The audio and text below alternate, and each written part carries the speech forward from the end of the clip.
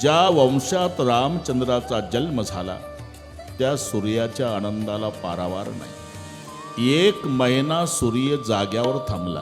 हे बुद्धिवादी लोकांना न पटण्यासारखं आहे।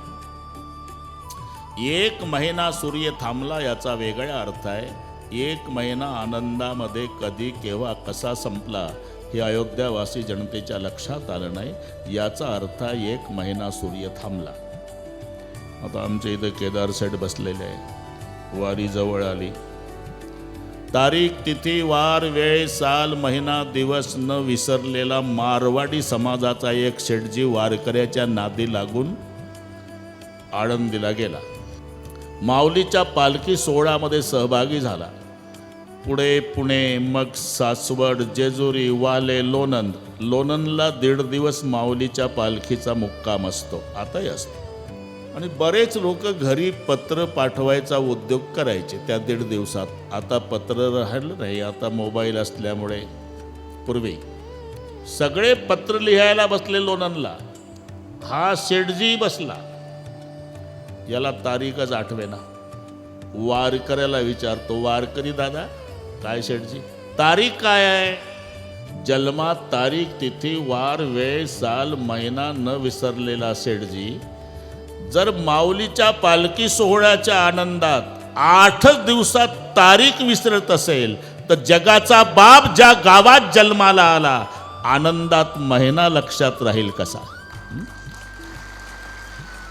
कौतुक दे की पतंग भुलाना 1 मास तेही जात न जाना। पण त्याच वेळेला चंद्राचा चेहरा उतरला। ही तेव्हापासूनची पद्धत आहे। काहीला सुख आणि काहीला दुःख। एकंदर 3 दुकान आहे, एक जीवाचं, एक देवाचं आणि एक संताचं। वेगवेगळ्या माल आहे।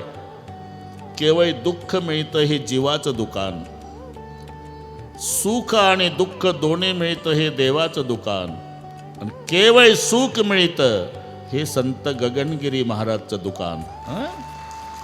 सुखाचे व्यवहारी सुख लाभ झाला आनंद कोंदला मागे पुढे। ये मराठीचे नगरी ब्रह्मविद्येचा सुकाळू करी घेणे देणे सुखची वरी हो देई या जगा।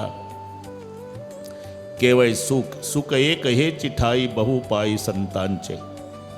केवळ दुःख मिळतं हे जीवाचं दुकान आहे। फक्त एकमेकाकडे बोट दाखवायचा कार्यक्रम चालू आहे विष्णुभाऊ। ज्याला लेकरं झाले नाही ते म्हणतं लेकरं झालेलं सुखी, आणि ज्याचे दारू पिऊन बुटा भरलेला आता घालतात त्याला विचारा, ते म्हणते महाराज अजिबात नाही झालेलं सुखी। हे तिकडे बोट दाखवतं आणि ते इकडे बोट दाखवतं, प्रत्येक जण दुःखी।